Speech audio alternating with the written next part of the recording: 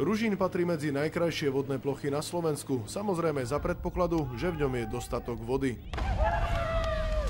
Vodná nádrž Ružín odhalila nielen svoje brehy, ale aj tajomstvá ukryté pod hladinou. Hladina je pritom zhruba o 8,5 metra nižšie, ako to býva za normálnych okolností. Takto vyzerá prítok Hornádu a takto zas prítok rieky Hnilec. Na Ružine som ešte takýto nízky stav nevidel vody, lebo sú obnažené aj brehy, ktoré ešte v podstate moje oko nevidelo predtým. To sa pán Halmy pohybuje na Ružíne takmer 40 rokov. Na starosti má rybné hospodárstvo. Nedostatok vody však rybám neublíži. Ryby sa vlastne inštinktívne stiahujú do takých hlbších partií, kde vlastne aj tá voda má tú ustalenú teplotu. Nedostatok vody spôsobilo rýchle oteplenie a veterné počasie. Zásoby snehu na horách zmizli prirýchlo. Topiaci sa sneh neskončil v nádrži, ale sa siakol do pôdy, respektíve táto voda sa aj vyparila. Kritická situácia je aj na Domaši. Tam dokonca hrozilo, že priemyselné podniky ako Chemko či Bukóza nebudú môcť čerpať vodu z tople. Situácia sa však pomaly stabilizuje. Dochádza postupne k naplneniu hlavne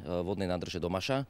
Na porovnanie od pondelka nám pribudol meter vody. Ružín bez vody odhalil aj jeden dlhodobý problém. Nánosy toxického bahna predstavujú zhruba 1/5 celej nádrže.